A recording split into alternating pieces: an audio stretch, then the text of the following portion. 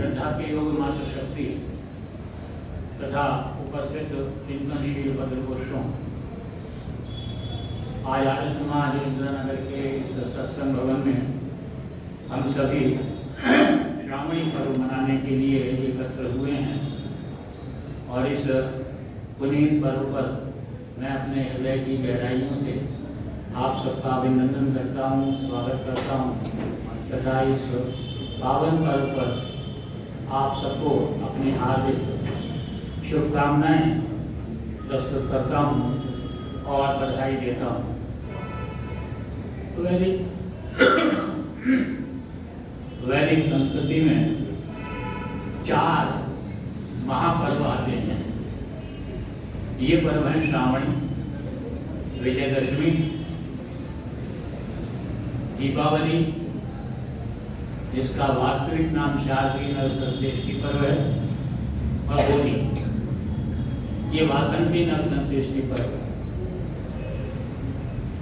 वैदिक संस्कृति के प्रमुख पर्वों की विशेषता ये है कि ये सारे मूल रूप से प्राकृतिक पर्व हैं, लेकिन जो श्रावणी पर्व है यह प्राकृतिक होने के साथ साथ पूर्ण रूप से यह आध्यात्मिक पर्व है। इसको कई नामों से पुकारते हैं। कुछ लोग सिर्फ श्रावणी कहते हैं। पुस्तकों के अंदर आप देखिए तो वहां लिखा होगा श्रावणी उपाक्रम। एक और नाम है, वो है ऋषि तर्पण। और जन सामान्य के लिए जो प्रचलित नाम है वो नाम है रक्षाबंधन। वैदिक युग के अंदर प्राचीन काल में परंपरा ये थी कि आषाढ़ और सावन के महीने में किसान लोग अपने खेतों की बुआई करते थे।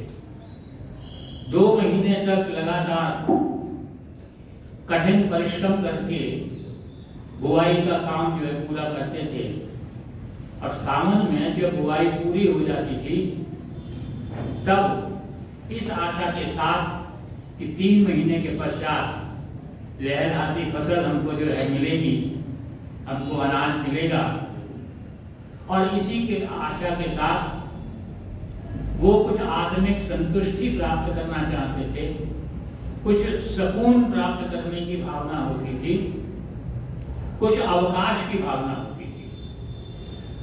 किसानों के साथ साथ जो क्षत्रिय वर्ग था, वो क्षत्रिय वर्ग वर्षा ऋतु के अंदर अपनी विजय यात्राएं स्थगित कर देता था। व्यापारी वर्ग अपनी व्यापारिक यात्राएं स्थगित कर देता था, और बाजार के अंदर चूंकि नया अनाज तो होता नहीं था, पुराना अनाज होता था, तो उतनी सक्रियता जो है वो बाजार के अंदर भी नहीं होता था। इसका परिणाम ये होता था कि जो सारा समाज है वो अवकाश की धारणा को धारण किए हुए होता था। दूसरी ओर शहर के चारों तरफ तपोवन होते थे, ऋषिकुल होते थे, गुरुकुल होते थे, और वहां से जो है ऋषि मुनि लोग, वानप्रस्थीगण, सन्यासीगण वो शहर के अंदर आते थे और आकर के जो है यहाँ पर अनेकों आध्यात्मिक अनुष्ठान करते थे जो वेदों के ऊपर आधारित होते थे। अनेकों वेदों के पारायण यज्ञ किए जाते थे। इसके साथ साथ वेद मंत्रों की व्याख्याएं होती थी, उपनिषदों की कथाएं होती थी। तो ये सारा कार्यक्रम जो है ये चलता था। तो ये जो कार्यक्रम होता था इसका प्रारंभ जो है वो श्रावणी की पूर्णमासी पर होता था। श्रावण नक्षत्र होता है तो उसकी पूर्णमासी को हम श्रावणी कहते हैं। और उपाक्रम शब्द जो है, जो ये सारा अनुष्ठान, ये सारे आयोजन प्रारंभ होते थे, तो प्रारंभ होने का उपयुक्त शब्द है, शब्द को इसके अंदर, वो है उपाक्रम। इसलिए इसका नाम जो है उपाक्रम रखा गया। तो जहां एक आध्यात्म की धारा प्रवाहित होती थी, वहीं समाज के अंदर जो हमारे वरिष्ठ विद्वान होते थे, तपस्वी होते थे, अनुभवी होते थे, ज्ञानी होते थे, तो समाज के जो समस्त व्यक्ति होते थे वो अपनी व्यक्तिगत, अपनी पारिवारिक, अपनी सामाजिक, अपनी राष्ट्रीय समस्याएं उनके आगे रखते थे और उनका जो है उनसे समाधान प्राप्त करते थे, उनका निराकरण जो है उनसे पूछा करते थे। लेकिन इसके साथ साथ यह जो ऋषि मुनि पधारते थे, ये जो वानप्रस्थी सन्यासी होते थे, तो समाज के लोग उनके प्रति जो है बहुत ही हृदय से उनका जो है स्वागत किया करते थे, उनका मान और सम्मान करते थे, उनको जो है उनके प्रति श्रद्धा और आदर व्यक्त करते थे, ताकि वो प्रसन्न हो सके, वो खुश हो सके। और खुश होने को, प्रसन्न होने से क्या होता है कि मनुष्य तृप्त होता है, और तृप्त होने का जो उपयुक्त शब्द है वो है तर्पण। और ये सब ऋषि तुल्य होते थे, इसलिए इस पर्व का नाम जो है वो ऋषि तर्पण रखा गया। इसके साथ साथ एक और परंपरा थी हमारे यहाँ, जो शिक्षा व्यवस्था थी उसका प्रारंभ भी श्रावणी से ही होता था। गुरुकुलों के अंदर नया शिक्षा सत्र प्रारंभ होता था। जो नए बालक होते थे तो उनके पिता जो है वो अपने बालकों को गुरु के पास ले जाते थे। बालक इससे पहले कहाँ होते थे? अपने परिवार में होते थे, अपने पितृकुल में होते थे।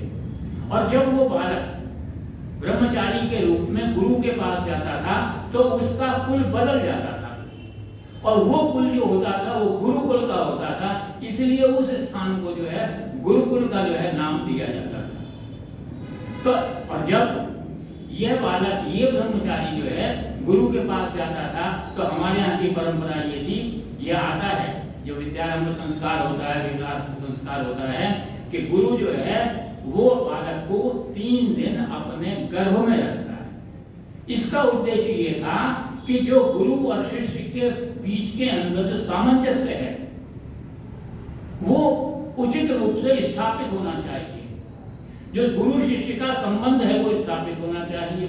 और गर्भ में रखने का अर्थ ये है कि गुरु 3 दिन तक लगातार उस बालक का अध्ययन करता था, उसके गुणों को, उसके स्वभाव को का अध्ययन करके ये निर्धारित करता था कि इस बालक की शिक्षा किस दिशा में जो है होनी चाहिए। और उसके साथ साथ जब ये कार्य कर लेता था तब वो उसको उपनयन दे जाता था, जनेऊ जिसको आम भाषा में बोलते हैं। अभी सबने जो है ये जो कभी धारण किया तो उपनयन उसको प्रदान करता था। ये उपनयन जो है 3 सूत के धागे हैं, लेकिन इतने अद्भुत संदेश ये हमको देता है। तो वो जो उपनयन देता है, उपनयन का अर्थ होता है, उप का अर्थ होता है समीप, और नयन का अर्थ होता है नय करना, ले जाना। नेता का शब्द भी वैसे तो छाप भी करते तो यही है, नय नीति स नेता, जो ले जाता है, आगे ले जाता है, बढ़ाता है, वो नेता होता है। तो आगे बढ़ाने, समीप बैठाने के लिए, आगे ले जाने के लिए यह एक सूत्र जो है ये प्रदान किया जाता था। ये हमारा सांस्कृतिक और आध्यात्मिक सूत्र है, और इसको दूसरा नाम दिया गया यज्ञोपवीत। वो यज्ञोपवीत जो है यज्ञ प्लस उपवीत, अर्थात यज्ञ करने का अधिकार प्राप्त करना, इससे जो है यज्ञ करने का अधिकार प्राप्त करते हैं।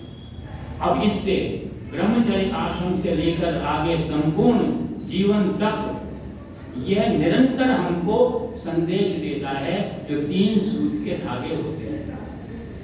तो यह कार्य जो है गुरुकुलों के अंदर जो है वो किया जाता था। अब हमारे पर्वों के साथ एक विचित्र बात ये हुई कि हमारा हर पर्व किसी ना किसी दंत कथा के साथ जुड़ गया, किसी ऐतिहासिक घटना के साथ जुड़ गया, और नतीजा ये हुआ कि वो दंत कथा, वो घटना उस पर्व पर हावी हो गई, और थोड़े दिनों के पश्चात जो है वो घटना ही वो पर्व बन गई। कुछ ऐसी सी ही बात जो है वो हमारे श्रावणी पर्व के साथ हुई। जो लौकिक रक्षा के सूत्र के बंधन का जो कृत्य है वो इसके साथ जुड़ा, और इस एक जन सामान्य के अंदर इसका नाम जो है रक्षा बंधन पड़ गया। लेकिन ये एक सौभाग्य की बात है कि ये जो लौकिक कृत्य हमारे आध्यात्मिक पर्व के साथ जुड़ा, तो इसने कोई आडंबर, कोई अंधविश्वास, कोई पाखंड जो है वो पैदा नहीं किया। इसके अंदर भी जो है एक कल्याण की भावना, एक निर्माण की भावना, एक आगे बढ़ने की भावना और सुखी रहने का जो है एक सूत्र जो है वो हमारे सामने जो है आया। तो इस प्रकार से तीन जो का प्रकार से, तीन नामों से यह महापर्व जो है वो मनाया जाता है और इसके नाम से जो है बोला जाता है। एक विशेषता इस पर्व में ये भी है कि दूसरे जितने पर्व हैं लोगों ने उनको एक वर्ग के साथ, एक वर्ण के साथ संबंधित कर दिया। ये कहा गया कि भाई विजयदशमी तो क्षत्रियों का पर्व है, दीपावली जो है वो वैश्यों का पर्व है, होली जो है वो शूद्रों का पर्व है। मैं इस बात से सहमत नहीं हूं, लेकिन एक जन धारणा जो है, जो मानसिकता है वो ये है। लेकिन श्रावणी पर्व की विशेषता ये है कि मानव जीवन के हर पड़ाव का, हर आयु वर्ग का योगदान इसके अंदर आवश्यक है। समाज के हर वर्ग का योगदान श्रावणी के लिए जो है वो निर्धारित किया हुआ है। अब हमारा जीवन जो है वो 4 भागों में बांटा गया, ब्रह्मचर्य, गृहस्थ, वानप्रस्थ और संन्यास।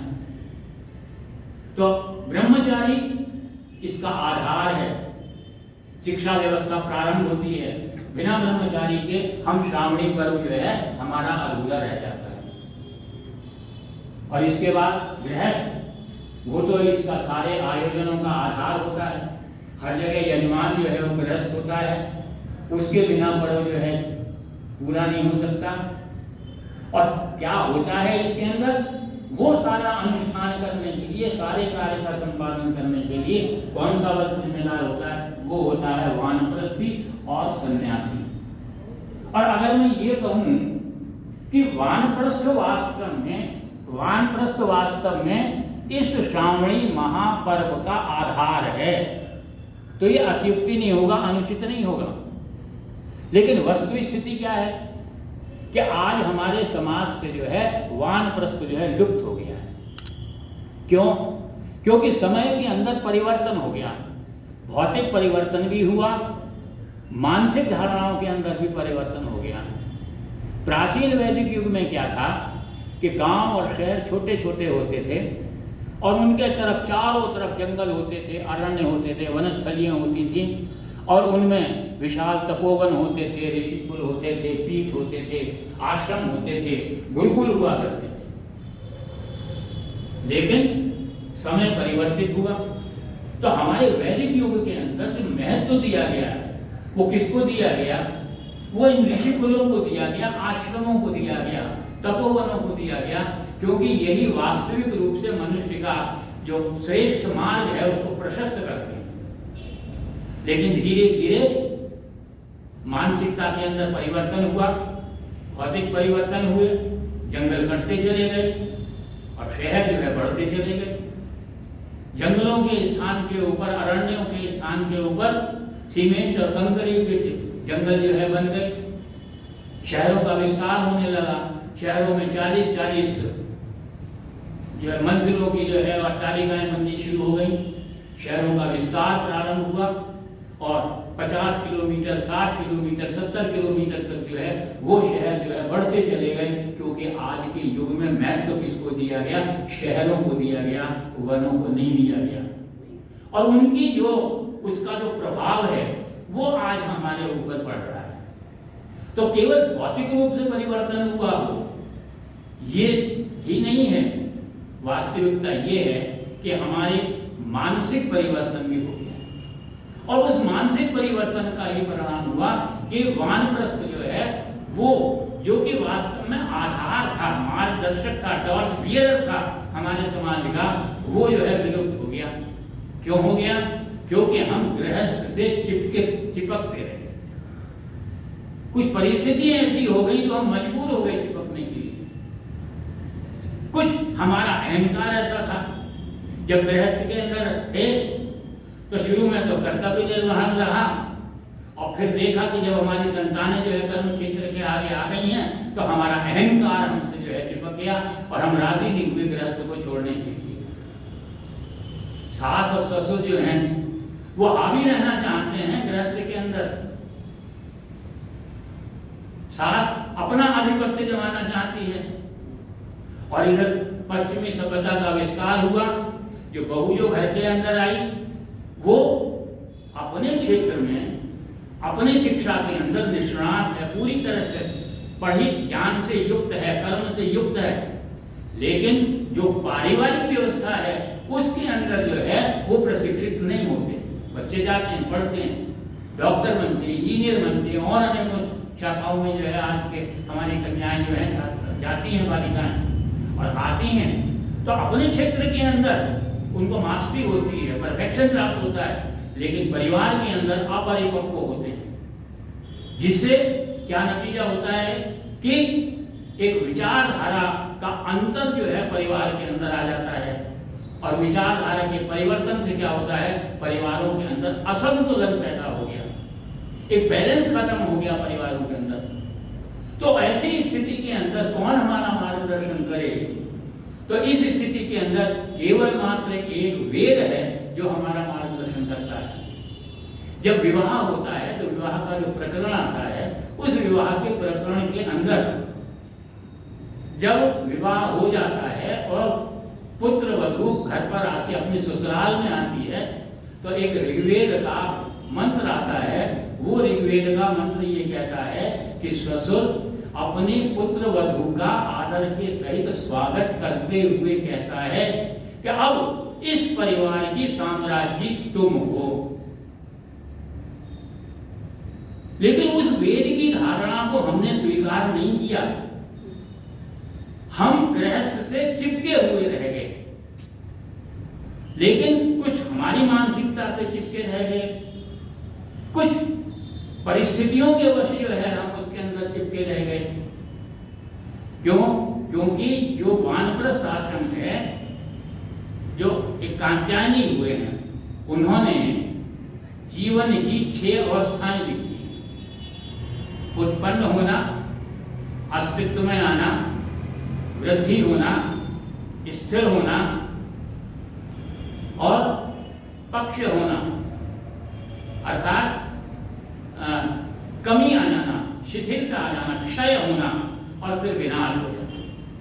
अब जो 4 अवस्थाएं हैं वो तो चलती रहीं, भले ही उनमें विकृतियां आ गई, लेकिन सबसे बड़ी विकृति जो आई वो हमारी क्षय की अवस्था के अंदर आई। ये जो क्षय की अवस्था, जब पतन होता है, जब मनुष्य जो है गृहस्थ से वानप्रस्थ में जाता है, आयु बढ़ जाती है, तब उसकी क्या स्थिति होती है? तब उसका शरीर जो है वो क्षीण हो जाता है, शरीर की शक्तियां जो हैं वो कम हो जाती हैं, उसके अंग काम करना कम कर देते हैं, उसकी इंद्रियां जो हैं वो शिथिल पड़ जाती हैं और इसके साथ साथ मानसिक शक्ति का भी जो है वो ह्रास होता है। और ये जो ह्रास होता है, अब इसको कैसे दूर किया जाए?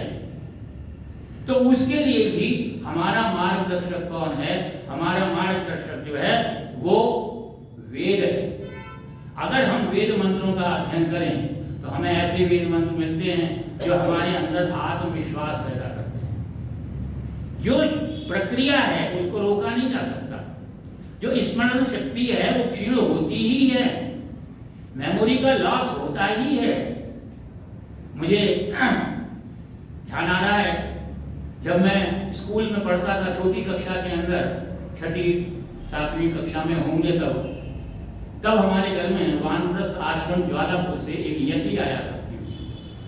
तो मध्य उनका नाम प्रभावती जी था। आप आयु अधिक थी, यज्ञ करती थी और यज्ञ करते हुए जो यज्ञ की प्रक्रिया होती थी, हम सब भी बैठते थे, वो पूर्ण हो जाती है। यज्ञ की समाप्ति पर एक परंपरा है, कहीं पर उस परंपरा को निभाया जाता है, कहीं पर नहीं निभाया जाता, कुछ उसके अंदर तर्क की बात करते हैं। मैं वो विवेचना आज मेरा विषय नहीं है। और वो परंपरा ये है कि जब यज्ञ समाप्त हो जाता है तो जो घी की कटोरी होती है उसमें थोड़ा सा पानी डालते हैं और अपने हाथों को उसके अंदर डुबो करके हाथों को मसलते हैं और मसल करके यज्ञ की अग्नि के सामने रख करके जो है हम मंत्र पढ़ते हैं। बलमसी बलमयी देहि, तेजोमसी तेजोमयी देहि, वीर्यमसी वीर्यमयी। अब देहि शब्द कई साथ आता है, तो वो जो हमारी आदरणीय वानप्रस्थी भी थी, वो उनको बोलते पर भूल जाया करती थी। कहती थी बलम वसी बलम मई दे, तेजोवसी तेजोमयी दे वीर्यम, फिर कहती थी तो भूल गई, चलो दोबारा से इसका पाठ कर दो। हर एक के साथ होता है। मैं भी अब चौथे पड़ाव के अंदर चल रहा हूँ, मैं भी इस बात का अनुभव करता हूँ, विशेष रूप से जब कोई बीमारी आ जाती है तो स्मरण शक्ति सोचता हूँ बोलते बोलते भूल ही जाऊंगा, और फिर ये कागज का सहारा जो है ले लेता हूँ प्रिकॉशनरी मेजर के लिए, सावधानी के लिए। तो अब इस स्थिति के अंदर कैसे हम अपने जीवन को सुधारें? तो एक तो यह है कि गृहस्थ के अंदर चिपके रहें। दूसरा क्या है? वेद मंत्रों का पाठ करें। अब एक वेद मंत्र ऋग्वेद के अंदर आता है, मृत्यु पदम योपयन्तो यदेत द्रागीर आयु प्रतरम ददानः आप्यायमानः प्रजया धनेन शुद्धः पूता भवतु आदि पासः। इसका अर्थ है, हे भाइयों उठो, जो मौत का पैर है उसे परे ढकेलो, मौत की पीठ पर पैर रखकर आगे बढ़ो और श्रेष्ठ लंबी आयु प्राप्त करो, धन धान्य और प्रजा से फलो फूलो, शुद्ध पवित्र और परोपकार परायण बनो। तो क्या तात्पर्य है इन अनुष्ठानों के करने का? कि जहां हमारा आत्मबल कम होता है, जहां आत्मबल हमारा जो है वो आत्मविश्वास कम होता है, उसलिए उस वक्त हमें प्रेरणा की आवश्यकता होती है, और वो प्रेरणा और वो उत्साह हमको जो है कौन देता है? वो हमें वेदों से जो है प्राप्त होता है। वेद कहता है, हे मनुष्य तुझ में अनुपम शक्ति है, असीम शक्ति है, तू क्या नहीं कर सकता। और इस प्रकार के वेद मंत्रों से प्रबल आशावाद का और आत्मविश्वास का जो है वो भावनाओं हमारे अंदर संचरित होती हैं, और तब हमें ये अनुभव होता है कि वृद्धा अवस्था केवल मात्र संख्या के ऊपर निर्भर नहीं करती, बल्कि मानसिकता के, मानसिक शक्ति के ऊपर, मानसिक बल के ऊपर जो है, मनोबल के ऊपर जो है निर्भर करती है। क्योंकि वेद कहता है कि इसमें अनंत शक्ति है। तो ऐसी स्थिति में जो वेद मंत्र का पाठ हम करते हैं, तब ये वेद मंत्र हमको जो है कभी बूढ़ा नहीं होने देते। अगर हम इतिहास को देखें तो इतिहास के अंदर हमारे समाज में, हमारे राष्ट्र में, पूरे विश्व के अंदर जो बहुत महत्वपूर्ण उपलब्धियां हुई हैं, महत्वपूर्ण कार्य हुए हैं, चाहे वो साहित्य का क्षेत्र हो, विज्ञान का क्षेत्र हो, युद्ध का क्षेत्र हो, राजनीति का कोई भी क्षेत्र क्यों ना हो, हर जगह हम काम ये देखें तो विशेष उपलब्धियां, विशेष खोज, विशेष अनुसंधान प्राप्त करने वाले लोगों में अधिकांश वो लोग हैं जिनकी आयु 60, 70 और 80 वर्ष की होती है। दामोदर सातवलेकर थे, 75 वर्ष की उम्र में, आयु में उन्होंने वेदों के ऊपर कार्य करना प्रारंभ किया। आपके यहाँ बेंगलोर में ही पंडित सुधाकर चतुर्वेदी थे, 125 वर्ष की आयु प्राप्त की, अंतिम समय तक यज्ञ करते थे, लोग उनसे उपदेश ग्रहण करते थे। मुझे भी उनका आशीर्वाद जो है प्राप्त करने का जो है सुअवसर प्राप्त हुआ। चारों वेदों का उन्होंने कन्नड़ के अंदर जो है अनुवाद किया था। स्वामी श्रद्धानंद 60 वर्ष के जब हो गए, उसके बाद उन्होंने शुद्धि का आंदोलन प्रारंभ किया था। उसके बाद उन्होंने दलितोद्धार का कार्य किया था, केरल गए थे और हमारे बेंगलोर में निवास किया था, विश्राम किया था, तब आगे बढ़े थे।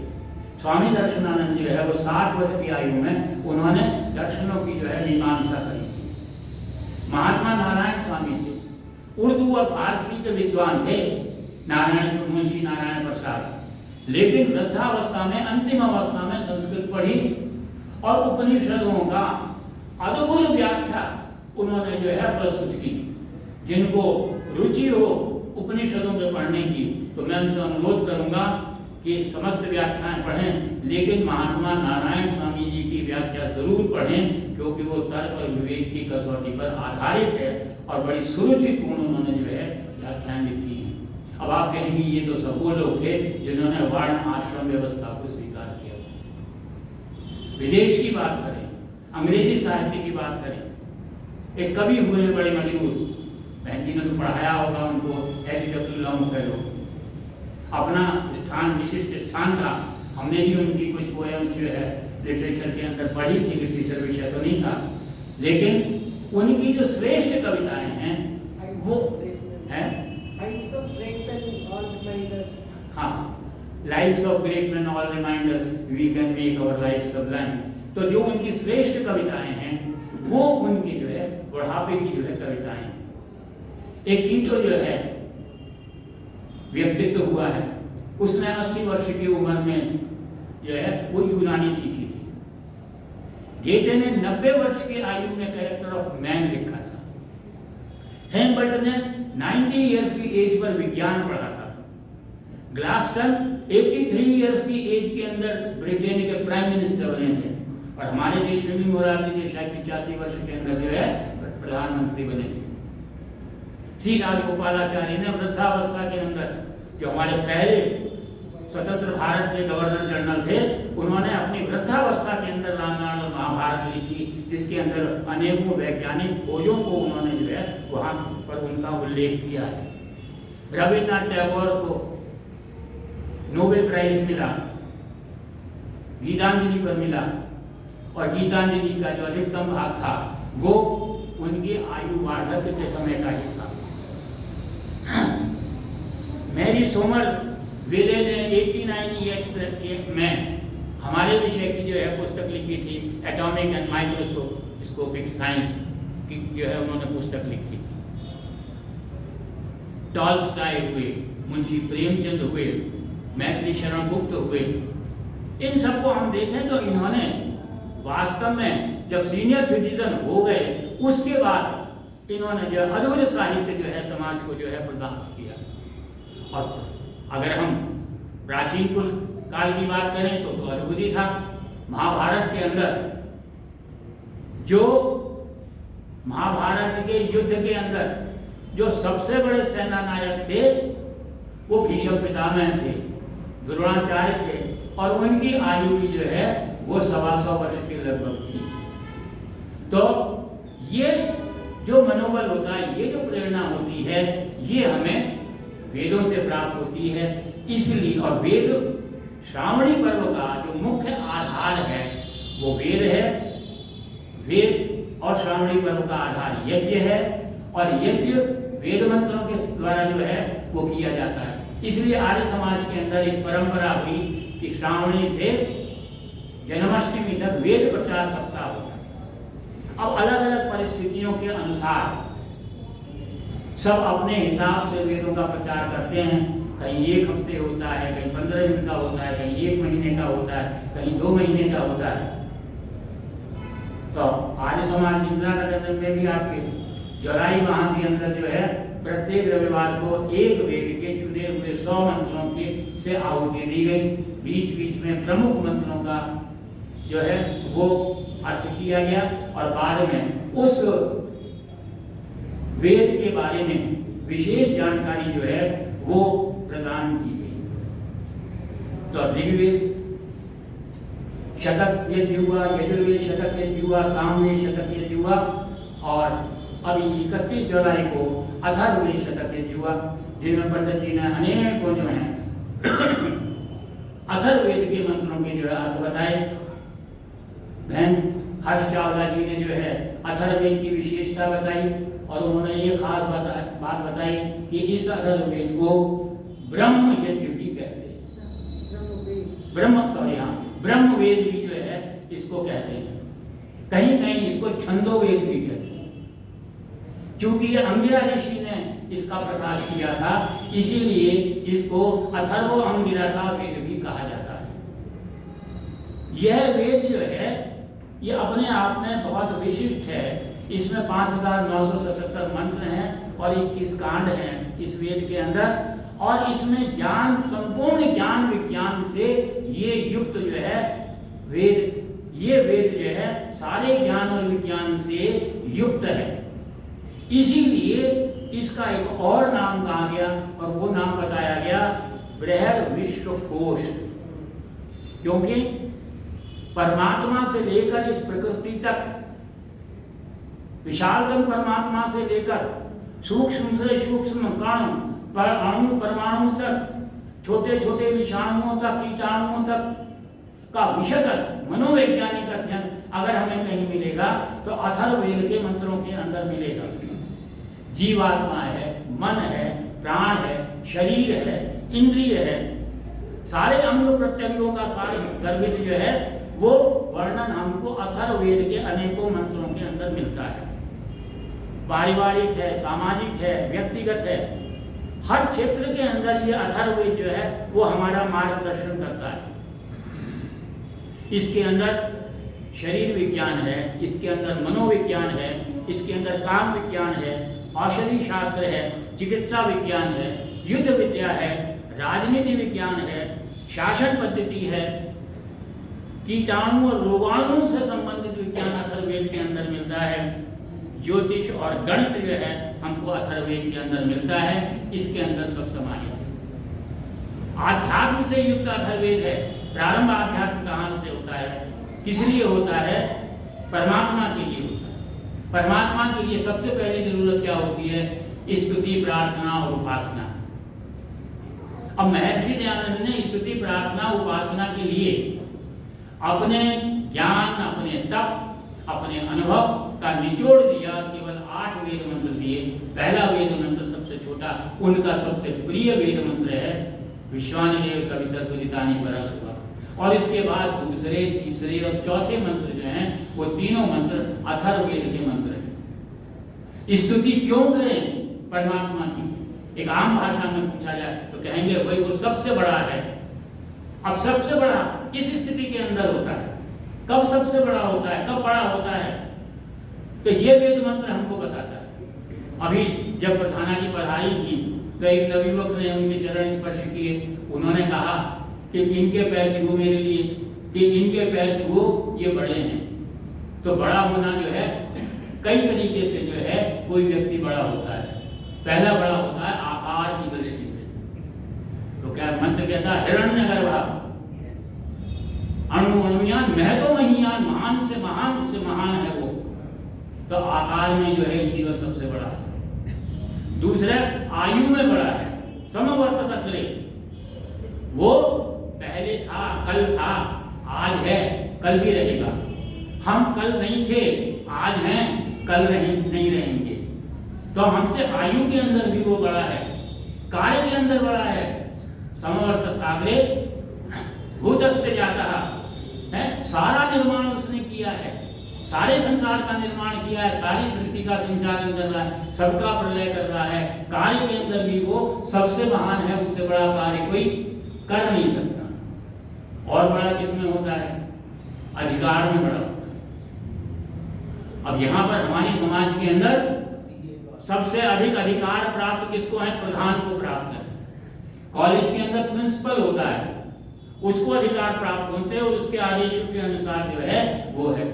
तो वो उसको सारे समस्त अधिकार प्राप्त हैं। वो सबके जो है कर्मों का देख करके उसके अनुसार जो है, कर्मों के अनुसार जो है वो फल जो है प्रदान करता है। तो अधिकार में पति रेखासी अधिकार में सबसे बड़ा है और ज्ञान में सबसे बड़ा है। अब कॉलेज है, कॉलेज में अधिकार में तो सबसे बड़ा होता है, लेकिन विभिन्न डिफरेंट डिपार्टमेंट्स के विभागों के जो विभागाध्यक्ष होते हैं वो उनकी क्या है? वो जो विभागाध्यक्ष होते हैं वो अपने विषय के, अपने क्षेत्र के निष्णात होते हैं। कोई डीएससी होता है, कोई डी.लिट होता है, संभवतः प्रिंसिपल ना हो। तो ज्ञान के अंदर भी बड़ा अलग से होता है। और वो कितना बड़ा ज्ञानी है कि उसने अपरिमेय ज्ञान हमको प्रदान किया, इस मानव समाज को। तो ज्ञान के अंदर भी बड़ा है। तो जितनी दृष्टि से हम देखें कि ज्ञान बड़ा होने के लिए कौन कौन से क्राइटेरिया हैं, कौन कौन सी कसौटी हैं, प्रत्येक कसौटी में जो है वो खरा उतरता है। इसलिए हम वेद मंत्र में कहते हैं हिरण्यगर्भा समवर्तताग्रे भूतस्य जातः पतिरेखासी सदाधार पृथ्वीं देवं कस्मै देवाय हविषा विदेना। तू बड़ा है इसलिए हम उसकी उपासना करने योग्य है। जीवन के अंदर अगर हम चलें बहन जी ने एक मंत्र उस दिन पढ़ा था, द्वास सुपर्णा सफला। वास्तव में ये मंत्र त्रैतवाद की जितनी सुंदर व्याख्या करता है, उतनी व्याख्या हमें जो है दूसरी तरफ कहीं भी जो है वो दिखाई नहीं देती। हम जीवन के अंदर प्रवेश करते हैं, हमारा कर्म क्षेत्र कब ठीक होगा? जब हम किसी से डरेंगे नहीं, भय नहीं होगा। अथर्ववेद के अंदर मंत्र आते हैं, अभयम नः करत अंतरिक्षम अभयम द्यावा पृथ्वी होएगी, अभयम पश्चात अभयम पुरस्तात् उत्तरात् अभ्रात् अभयम वसु, अभयम मित्रात् अभयम ज्ञातात् अभयम परोक्षात्, अभयम नक्तम अभयम दिवाना सर्वा आसामम मित्रम भवतु। मित्र से कोई डर ना हो, अमित्र से कोई डर ना हो, सामने जो है उनसे कोई डर ना हो, जो परोक्ष में है उनसे किसी भी प्रकार का जो है हमें कोई डर ना हो। सारी आशाएं मेरी जो है मित्र बनी। जब ये भावना होगी तब हम अपने कर्म क्षेत्र में आगे बढ़ सकेंगे। और कर्म क्षेत्र में बढ़ने के लिए, सफलता के लिए क्या जरूरी है कि हमें दुर्गुणों से दूर रहना चाहिए। अनेकों पशु पक्षियों के दुर्गुणों का उदाहरण देते हुए अथर्ववेद का मंत्र आता है, उल्लू क्या तुम शिशु, उल्लू मत बनो, भेड़िए मत बनो, कुत्ते मत बनो। ये हमको जो उदाहरण। और जब हम अपने दुर्गुणों को दूर कर लेते हैं तब हम आगे बढ़ते हैं कर्म क्षेत्र के अंदर। और हमारा तब वेद मंत्र कहता है, कर्म कैसे करोगे? कृतम में दक्षिणे हस्ते जयो में सव्यायता। ये वेद का, अथर्ववेद का मंत्र। और जब कर्म करोगे दाहिने हाथ से, तब वेद आदेश देता है, शतहस्त श्रमादय सहस्त्र हस्त विकर, 100 हाथों से कमाओ और 1000 हाथों से देता। लेकिन ये सब करने के लिए क्या आवश्यक है? ये सब करते हुए मन के अंदर अहंकार नहीं आना चाहिए। इसलिए मुझे मंत्र याद आ रहा है, बहन जी ने उस दिन उल्लेख किया था अथर्ववेद के मंत्र का। वो मंत्र था, मधुमन में निक्रमण मधुमन में परायण। मैं आऊं तो मधुरता हो, जाऊं तो मधुरता हूं, बोलूं तो मधुरता हो, चारों तरफ मधुरता हो। और ये मधुरता मेरे परिवार के अंदर हो, मेरा परिवार जो है वो आदर्श परिवार बनकर के रहे। तब वो अथर्ववेद का मंत्र हमको कहता है, अनुवित्र व्रता पितु पुत्र माता भवतु सम्माना। कि बेटा कैसा हो? पिता के व्रत को धारण करने वाला हो, अनुगता ना हो, पिछलग्गू ना हो, पिता का जो कर्तव्य है, पिता का जो व्रत है धारण करने वाला हो, माता के मन वाला हो, पति पत्नी में मधुरता हो आपस में, तब आदर। और तब एक और वेद मंत्र खड़ा हमको देता है जो विवाह के अंदर जो है आता है, या भ्राता भ्रातरम दीक्षित, भाई भाई से देश न करे। इस प्रकार से हम देखते हैं कि एक अथर्ववेद की ही बात मैं करूं तो इसके अंदर जीवन का कोई पक्ष ऐसा नहीं है जिस पक्ष के अंदर निर्देश वेद हमको सफल होने के लिए, आगे बढ़ने के लिए और हीन भावना से दूर होने के लिए हमें प्रेरणा प्रदान न करें। और इस श्रावणी पर्व का जो आधार है वो है यज्ञोपवीत। एक वेद है और एक यज्ञोपवीत है, ये श्रावणी पर्व के आधार है। जब यज्ञोपवीत ब्रह्मचारी को दिया जाता है, ये 3 धागे हैं सूत के, उसको क्या निर्देश देते हैं?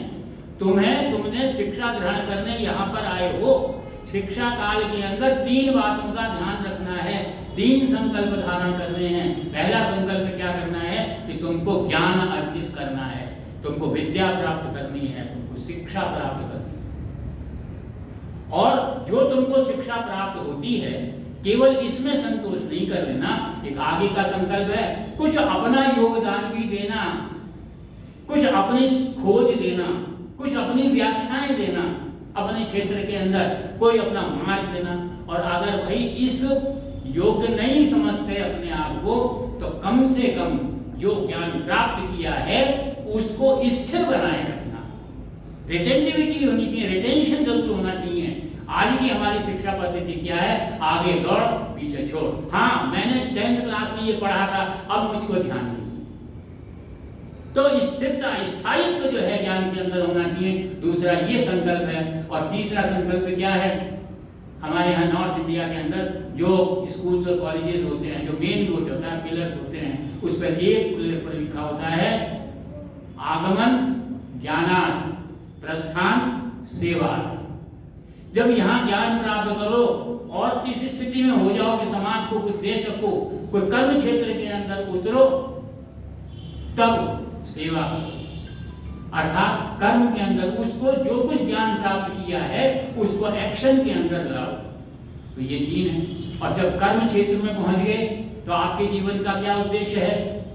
तो किसी से पूछ लीजिए, एक उद्देश्य है जीवन का, और वो क्या है? सुखी होना और सुखी करना, सुख प्राप्त करना और दूसरों को सुख देना। कब सुख प्राप्त होगा? जब दुख नहीं होंगे, दुखों का निराकरण हो जाएगा, तब हमारे कितने प्रकार के दुख बताए?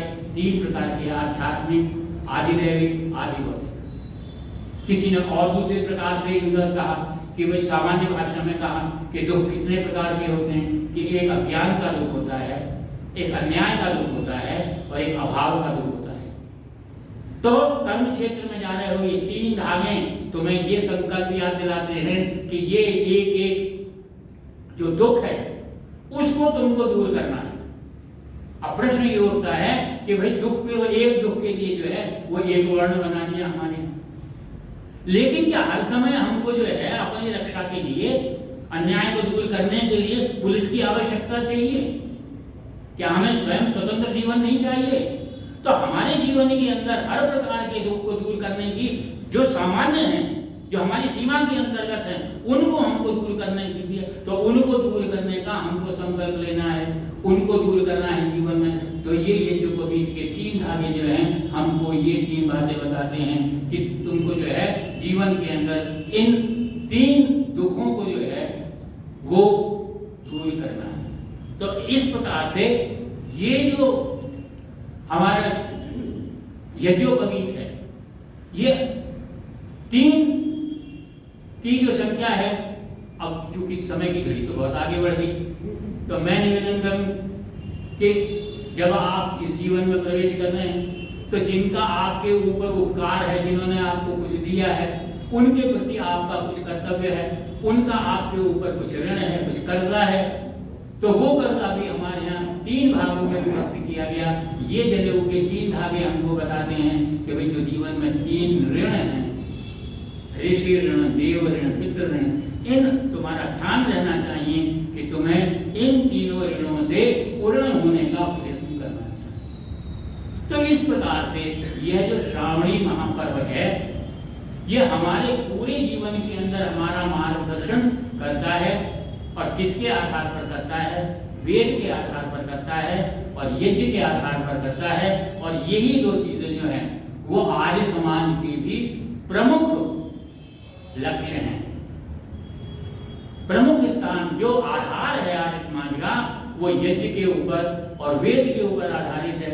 कभी महर्षि दयानंद ने कहा 5 महायज्ञ प्रतिदिन किया करो, और तीसरे नियम में कहा कि रोज ये नियम पढ़ा करो।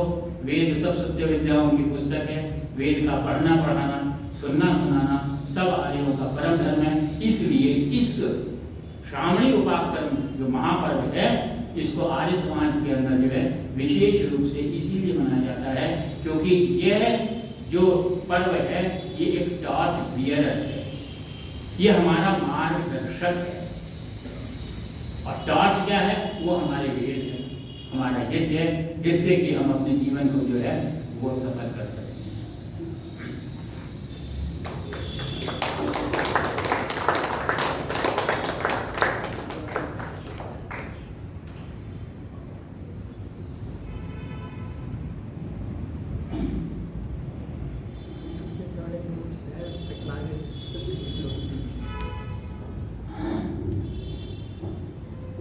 सबका अभिवादन करते हुए सादर नमस्ते। बहुत ही प्रेरणाप्रद, शिक्षाप्रद बातें हमने सुनी और उसके लिए धन्यवाद के पात्र रवि भटनागर जी, जिनका मैं हमेशा हृदय से सम्मान करती हूँ। हर तरह से वो हमारे आदर के पात्र हैं। जब भी आवश्यकता पड़ती है मैं हमेशा उनसे बात करके कि किस तरह करना है, वो हमेशा बहुत सुंदर तरीके से हमारा मार्गदर्शन करते हैं, हमें बताते हैं। और उसी प्रक्रिया को ही आज उन्होंने बहुत सुंदर तरीके से हमारे साथ शेयर किया कि कैसे हम ये श्रावणी पर्व मनाएं। और इस बात के लिए हम सब बधाई के पात्र हैं और उस प्रभु का धन्यवाद करना चाहूंगी मैं सबकी तरफ से और अपनी तरफ से, जिसने हमें ये सुअवसर दिया कि हम इस बार चारों सप्ताह जुलाई के अपने इन चारों वेदों के शतक का यज्ञ निर्विघ्न संपन्न कर पाए।